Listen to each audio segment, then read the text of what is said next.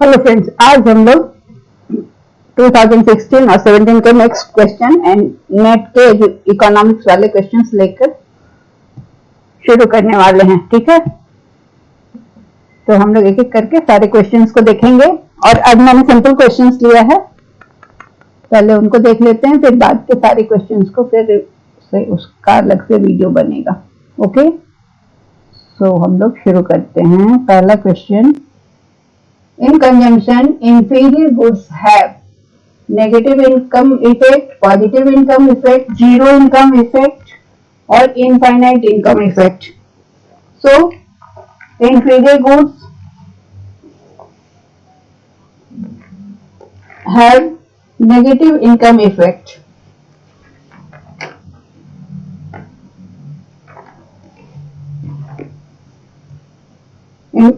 Positive income effect, zero income effect or infinite. So it is negative income effect. So inferior goods have negative income. When income rises, people stop purchasing them. लोग उनको खरीदना छोड़ देते हैं और कुछ अच्छी चीजों को खरीदने लगते हैं। तो इसका इनकम इफेक्ट नेगेटिव है, मतलब इनकम बढ़ने का इफेक्ट जो होता है वो इंफीरियर गुड के कंजम्पशन पर नेगेटिव पड़ता है। ठीक है, अगला क्वेश्चन है,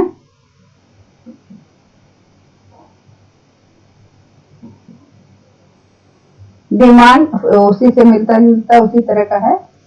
demand for food stuff is income inelastic. This is explained by Gibbon's paradox, Engel's law, Gauss's law और Ricardo's law. तो सबसे पहले हम लोग ये चारों लॉ को समझ जाए, गिबन पैराडॉक्स को समझे, एंजल्स लॉ, ये तीनों लॉ को समझे कि क्या होता है। तो गिबन पैराडॉक्स क्या है कि जब किसी भी चीज का प्राइस बढ़ता है तो लोग क्या करते हैं कि और बाकी चीज का प्राइस कम हो जाता है, बढ़ जाता है, तो लोग कम प्राइस वाली चीज को, जैसे कि इसका उदाहरण दिया था उन्होंने, गिबन ने इंग्लैंड का उदाहरण दिया था कि जब प्राइस ब्रेड का प्राइस इंक्रीज हो गया, ठीक है, और जो वेज वर्कर थे जो जिनकी आय कम थी वो ज्यादा ब्रेड खरीदने लगे और दूसरा जो महंगी चीजों का कंजम्पशन को कम कर दिए।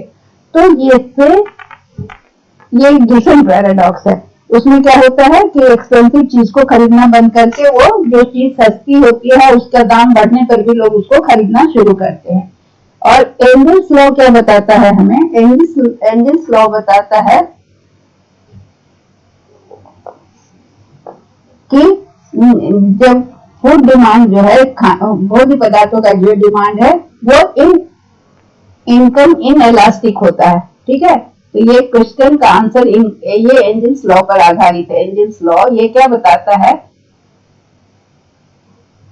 ये बताता है कि फूड डिमांड इनकम से प्रभावित नहीं होता है, इनएलास्टिक होता है। इलास्टिसिटी इसका क्या होता है? लेस देन 1 होता है। इसका क्या मतलब है कि फूड बजट जो है वो जैसे जैसे इनकम बढ़ता है उस पर खाने पे खर्च कम होता चला जाता है।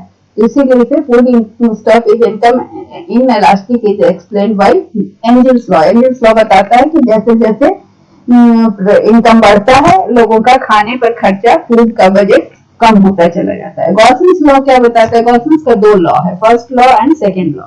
फर्स्ट लॉ बताता है law of diminishing marginal utility, law of diminishing marginal utility.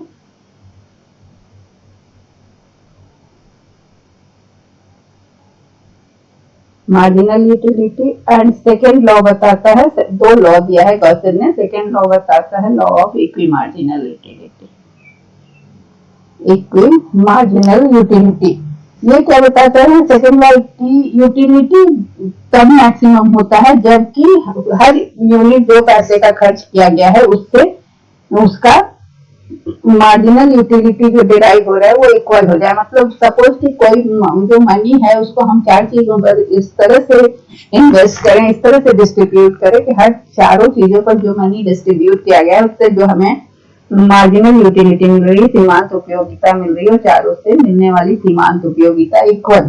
और रिकार्डो का लॉ क्या बताता है? रिकार्डो का लॉ कंपैरेटिव एडवांटेज का लॉ है जो बताता है रिकार्डो कि अगर A1 is greater than A2 but B1 is less than B2, ये कंपैरेटिव लॉ है रिकार्डो का, ठीक है, comparative advantage, law of comparative advantage, ठीक है।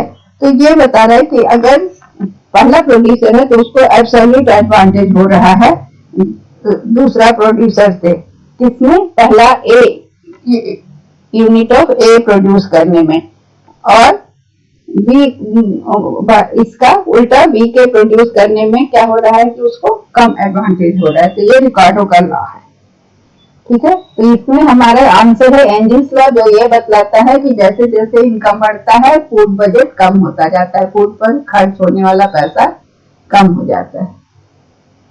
तीसरा है क्वेश्चन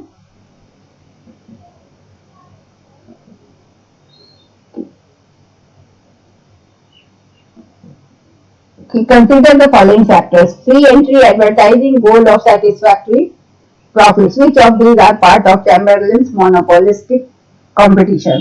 तो इसमें फ्री एंट्री है, ठीक है, मोनोपोलिस्टिक कंपटीशन जो चैम्बरलिन का है उसका free entry, advertising monopolistic competition का ये है, और तीसरा है गोल ऑफ सेटिस्फैक्टरी प्रॉफिट, ये नहीं है। तो केवल पहला और दूसरा इसका आंसर होगा चैम्बरलिन का मोनोपोलिस्टिक कंपटीशन का।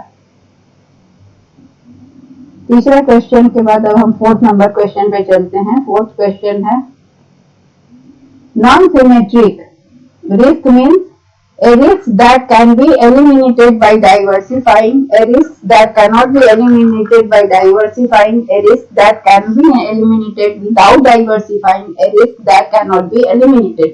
इसका मतलब क्या है कि रिस्क जो है नॉन सिमेट्रिक रिस्क को हम क्या कहते हैं, उसके बहुत सारे नाम है, उसको हम रेसिडुअल भी बोलते हैं, उसको डाइवर्सिफाइबल भी बोलते हैं। ये इसलिए होता है क्योंकि इसमें जो है इंटरनल फोर्सेस जिसको हम डाइवर्सिफाई कर सकते हैं। तो नॉन सिमेट्रिक रिस्क क्या है, ये that can be eliminated bye diversifying, उसको हम डाइवर्सिफाई करके एलिमिनेट कर सकते हैं।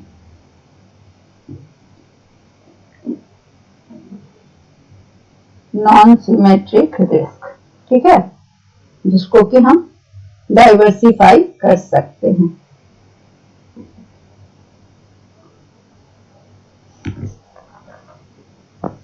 इसे हम कई नामों से भी जानते हैं। तो नॉन सिमेट्रिक रिस्क को एक्सप्लेन करने के लिए नॉन सिमेट्रिक रिस्क को हम इंटरनल फोर्सेस,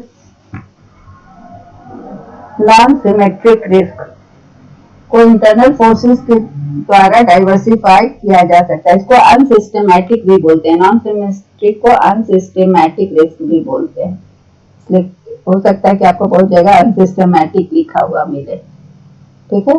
तो अनसिस्टेमैटिक रिस्क क्या है, जो कि किसी कंपनी, किसी स्पेसिफिक कंपनी को से वो जुड़ा होता है, यूनिक होता है किसी भी खास कंपनी के लिए, इसीलिए इंटरनल फैक्टर के द्वारा डाइवर्सिफाई हो सकता है।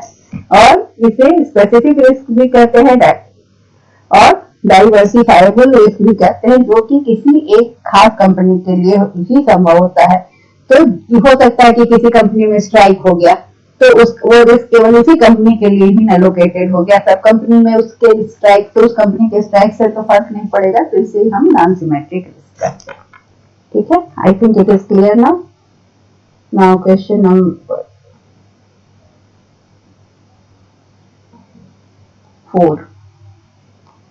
Who among the following economists developed the concept of barrier to entry of firms? Barrier to entry of firms, ये जो concept है, ये एक advantage of established seller, जो इंडस्ट्री में already established seller है उनको मिलता है, किसकी तुलना में, ये इंडस्ट्री उनके ऊपर जो कि नए पोटेंशियल सेलर जो उस इंडस्ट्री में घुसेंगे उनकी तुलना में जो ऑलरेडी एस्टैब्लिश सेलर है उनको ये मिलता है, ये बेनिफिट मिलता है, एडवांटेज मिलता है, ठीक है, इसे कहते हैं। तो ये क्या है कि which is reflected in the extent to which established seller जो है वो अपने प्राइस को एक कॉम्पिटिटिव लेवल के ऊपर बढ़ाते हैं और ये बिना उनका प्राइस बढ़ाने से बाहर का जो एंट्री होती है कि प्राइस बढ़ रहा है, प्रॉफिट हो रहा है, तो नए एंट्रेंट आ जाए, वैसा नहीं होता है इसमें। उसमें नए एंट्रेंट को अट्रैक्शन नहीं होता है, क्योंकि ये बिजनेस या इकोनॉमिक्स टर्म है, बैरियर्स टू एंट्री, उसका जो डिस्क्राइब करता है, जिसका मतलब यह है कि जो फैक्टर, कुछ ऐसे फैक्टर हैं जो कि नए एंट्री करने वाले को रोकते हैं, ठीक है। इसलिए कोई जो ऑलरेडी एग्जिस्टिंग बिजनेस प्लेयर हैं या सेलर्स हैं, वो अपने प्राइस को बढ़ाते हैं और उनको ये डर नहीं होता कि नए एंट्रिएंट्स आ जाएंगे और उनके प्रॉफिट को शेयर कर लेंगे। क्यों? क्योंकि न्यू कमर्स जो है उनको रोका जाता है, वो उस मार्केट में नहीं प्रवेश कर पाते हैं, वहां बैरियर्स होती है उनकी एंट्री में। क्यों? क्योंकि उसमें या तो स्टार्टअप, नई कंपनी को जो घुसती है उसका स्टार्टअप कॉस्ट बहुत ज्यादा होता होगा, इसलिए वो नहीं एंटर कर सकते, या कुछ कानूनी, सरकारी कानून, कुछ रेगुलेटरी नॉर्म्स होगा, कुछ रेगुलेशंस ऐसे होंगे जिससे कि नए फॉर्म्स को एंट्री नहीं मिलती है। तो ये कॉन्सेप्ट जेएस बेन ने दिया था, ठीक है। अगला question,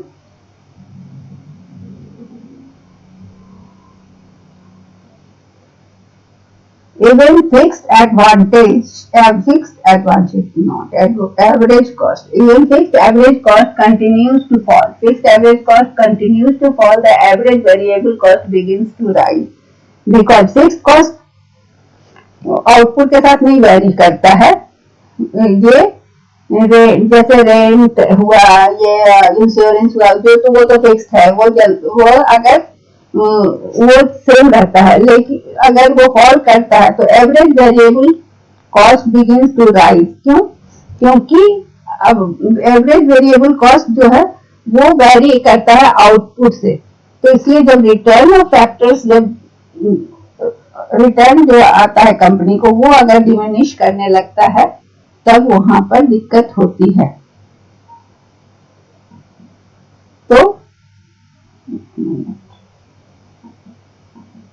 So even as fixed average cost continues to fall, the average variable cost begins to rise because returns to factors start diminishing. अब factors जो भी थे ना, उसमें जो return था वो diminish करना शुरू होता है। The average variable cost begins to rise because return to factors start diminishing. जो return मिल रहा है, हमने जो factor लगाया है, जैसे पूरे ज्यादा लग रहा है, या तो फिर हमें डायरेक्ट कॉस्ट जिसे कहते हैं वेरिएबल कॉस्ट, वो कॉस्ट बढ़ रहा है, मजदूरी ज्यादा देनी पड़ रही है, तो हमारा रिटर्न जो है वो डिमिनिश करने लगता है। अगला क्वेश्चन है, consider the following statement, the lowest point on long run average cost curve is known as minimum efficient scale, ठीक है। It is the output at which long run average cost curve stops falling, ठीक है। तो ये क्या है कि choose the correct option for the given below। इसमें क्या है कि दोनों सही है, कि lowest point on long run average cost curve जो इस तरह का होता है,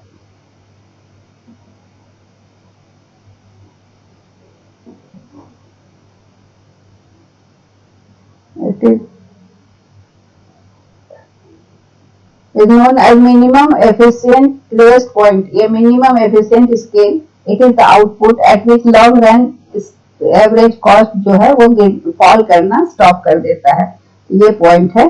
so it is both a statements are correct, so answer is A.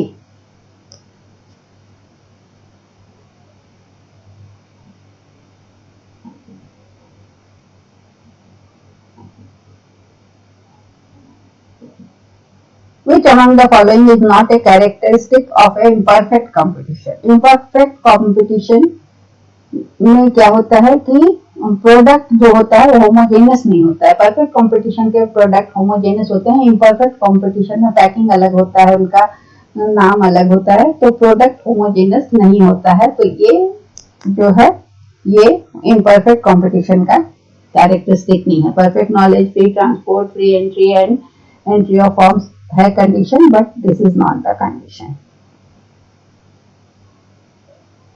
L-shaped average cost curve is witnessed in large firms because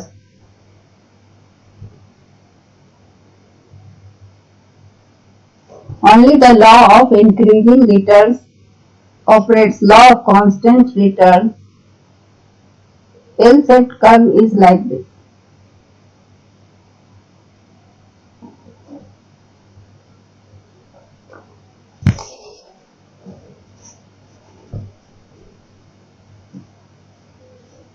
L-shaped average cost curve is witnessed in the large firms because it is like this, L-shaped.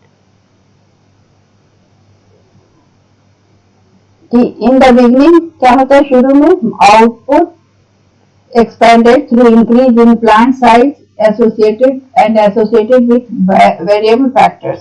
Cost per unit fall करता है, ठीक है, और तेजी से fall करता है क्योंकि वहां पर क्या होता है कि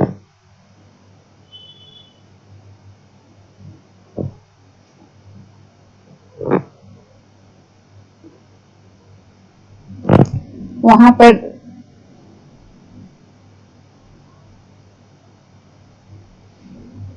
एल आकार का औसत लागत का वक्र बड़े फर्म में होता है। यहाँ पर क्या होता है कि सीधे सीधे पहले आउटपुट में कि एवरेज कॉस्ट कर्व में क्या होता है कि आउटपुट बढ़ता है जैसे जैसे प्लांट साइज बढ़ता है, तो और वेरिएबल कॉस्ट फैक्टर्स, तो जो पर यूनिट कॉस्ट है वो गिरना शुरू होता है और due to economies of scale. तो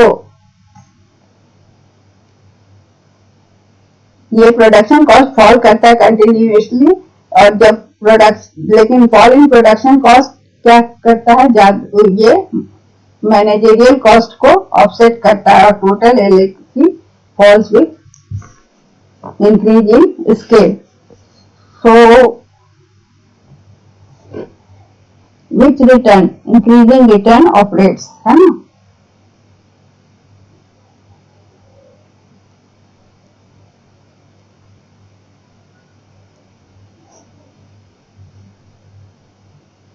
तो आंसर इज ऑन। प्रारंभ में केवल लॉ ऑफ इंक्रीजिंग रिटर्न कार्य करता है। अगला क्वेश्चन है,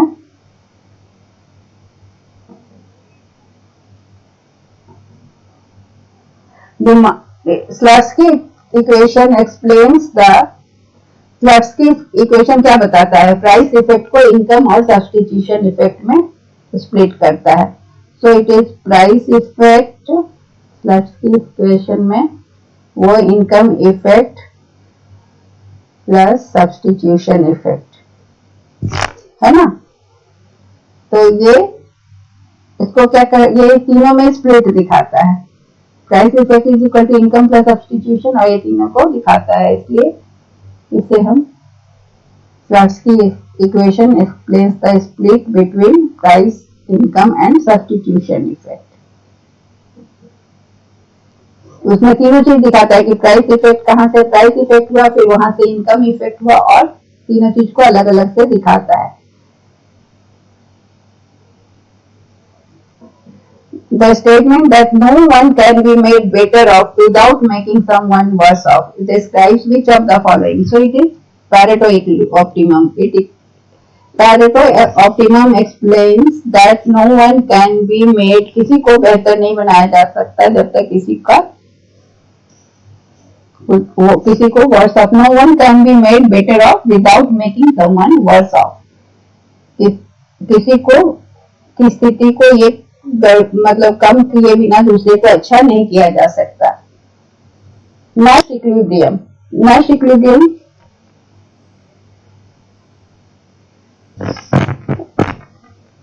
जो है, हमें यह गेम थ्योरी का है, ये बताता है कि कैसे ये ऑप्टिमल आउटकम हो सकता है किसी गेम का, जबकि किसी को भी कोई इंसेंटिव नहीं दिया जा रहा है ताकि वो अपने इनिशिएटिव, जो इनिशियल स्ट्रेटेजी है, उससे वो बदले खुद को। तो एक इंडिविजुअल को कोई बेनिफिट नहीं मिल रहा है, कोई इंक्रीमेंटल बेनिफिट नहीं मिल रहा है अगर वो अपना एक्शन बदलता है, और वो ये मान कर चलता है कि दूसरे जो प्लेयर हैं वो अपने स्ट्रेटेजी पे कांस्टेंट रहेंगे। तो नैश इक्विलिब्रियम क्या है कि हर पर्सन जो है ग्रुप में वो अपना, इसका आंसर तो पैरेटो ऑप्टिमम है, लेकिन मैं इसको भी एक्सप्लेन कर रही हूँ, जिसमें कि ये नाश इक्विलिब्रियम, सॉरी नाश इक्विलिब्रियम नहीं है आंसर, इसका आंसर है पैरेटो ऑप्टिमम। और नाश इक्विलिब्रियम ये बताता है कि हर पर्सन को अपना बेस्ट डिसीजन अपने लिए बनाता है कि वो ये सोचकर कि दूसरा क्या करेगा। तो ये जो है ये लोगों इकोनॉमिस्ट को अपने डिसीजन को समझने में मदद करता है कि कोई भी डिसीजन किसी इंडिविजुअल के लिए कैसे अच्छा होगा, जो कि ग्रुप के लिए वो भयानक हो सकता है, टेरिबल हो सकता है, पर व्यक्ति के लिए वो सही होगा। तो नाश इक्विलिब्रियम जो है वो एक इम्पॉर्टेंट कॉन्सेप्ट है, नाश संतुलन भी जिसको बोलते हैं, कि जिसमें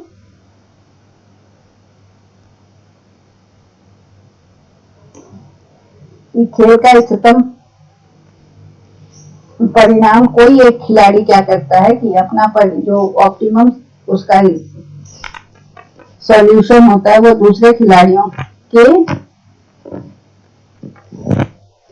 उसका जो ऑप्टिमल स्ट्रैटेजी है वहां पर उसको ही अपना प्रारंभिक रणनीति से कोई प्रोत्साहन नहीं होता है। इसमें क्या है कि इष्टतम परिणाम वही होता है जहां कोई भी खिलाड़ी को प्रतिद्वंदी की पसंद पर विचार कर लिया, जो उसका राइवल है उसके पसंद पर विचार करके भी वो अपनी जो रणनीति चुनता है, अपना जो स्ट्रैटेजी चुनता है, उससे वो विचलित नहीं होता है।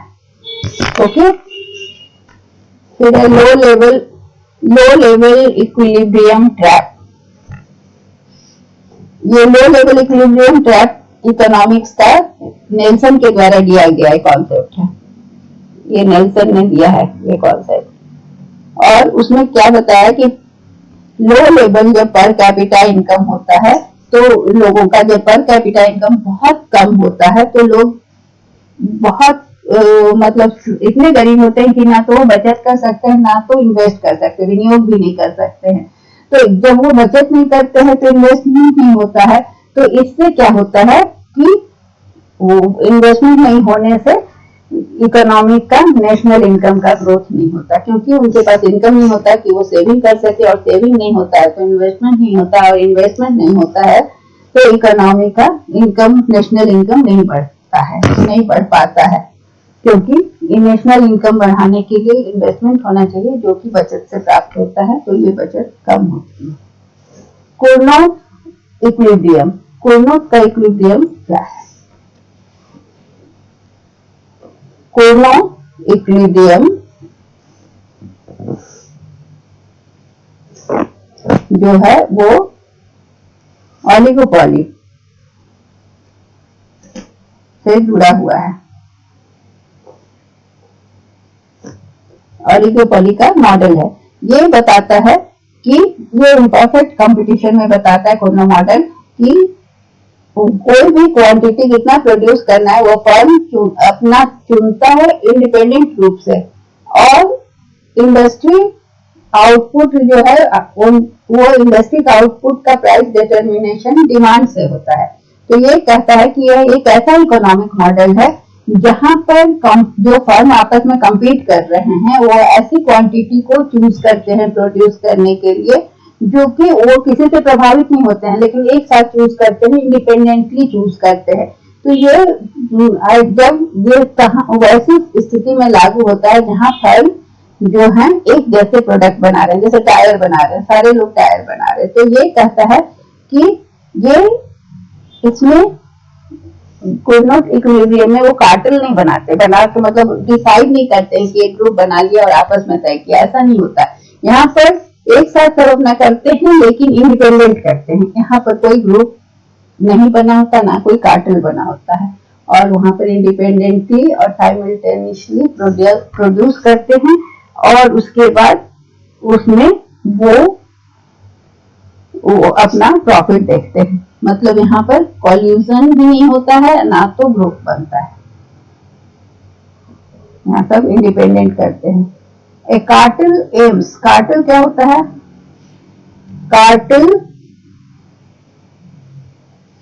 कार्टेल होता है ओलिगोपॉली में जब सब मिलकर एक ग्रुप बना लेते हैं और प्राइस तय कर लेते हैं, और ये तय होता है कि कोई भी उस प्राइस से कम दाम पर नहीं बेचेगा मार्केट को कैप्चर करने के लिए। तो इसमें क्या है कि कार्टेल का एम क्या है, प्रॉफिट को मैक्सिमाइज करना। ये सारे जो यहाँ पर बिजनेसमैन होते हैं जो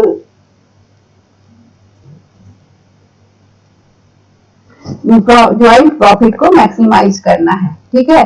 तो ये कार्टेल क्या होता है कि डायरेक्ट एग्रीमेंट होता है, जो भी आपस में कंपीटिंग ऑलिगोपोलिस्ट होते हैं, जो भी ऑलिगोपोलिस्ट होते हैं वो आपस में मिलकर एक डायरेक्ट एग्रीमेंट होता है, और उसमें होता है कि वो अपने म्यूचुअल इंटरडिपेंडेंस से, आपसी समझदारी से और आपसी निगोशिएशन से वो इंडस्ट्री का प्रॉफिट को मैक्सिमाइज करेंगे, और सब लोग प्राइस को कोई कम नहीं करेगा, एक फिक्स प्राइस पर वो बेचेंगे, ताकि इंडस्ट्री मतलब उन सबका मिला के जो प्रॉफिट हो वो मैक्सिमम हो, ठीक है।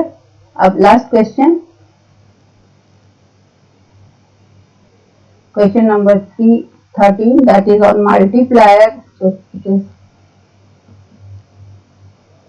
match the following, list 1 and list 2. So here MPC, MPS values are given, you have to calculate the multiplier. So पहले हम लोग कैलकुलेट करते हैं, पहले एक को देखते हैं, सारे मल्टीप्लायर को कैलकुलेट करते तब आंसर से मिलाएंगे। तो मल्टीप्लायर का फॉर्मूला क्या है, K is equal to 1 minus MPC, और अगर MPS दिया है तो 1 बाई MPS, यही है मल्टीप्लायर का फॉर्मूला। तो ए में पहला क्या देखें हम, पहला में है MPC दिया हुआ, तो 1 by 1 minus 0.2 will be 1 by 8. So when you divide, you will get 1.25. So is the value of K. ये A का हो गया। B में है MPS दिया है, तो 1 बाई MPS करना होगा यहाँ, क्योंकि फॉर्मूला वही है, जहाँ MPS है वहां सीधे हम लोग, तो ये होगा 1 by 5, so it will be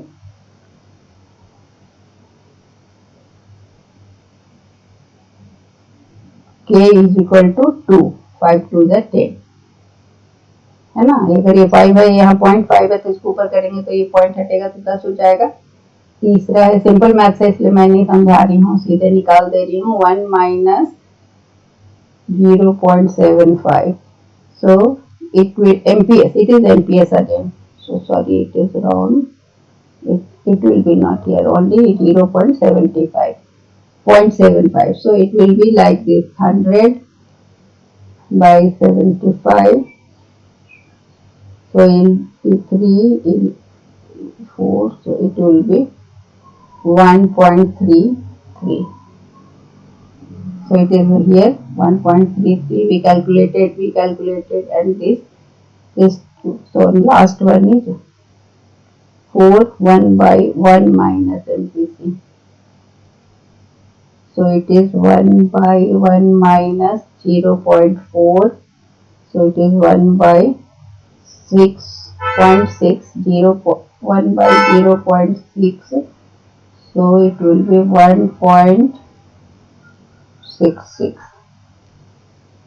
Okay. So first 0.02 जो है उसका आंसर आ रहा है के, ये वाला, ये दूसरा का आ रहा है 2, तीसरा का आ रहा है 1.33 एंड चौथा का आ रहा है। तो आंसर क्या हुआ, A4,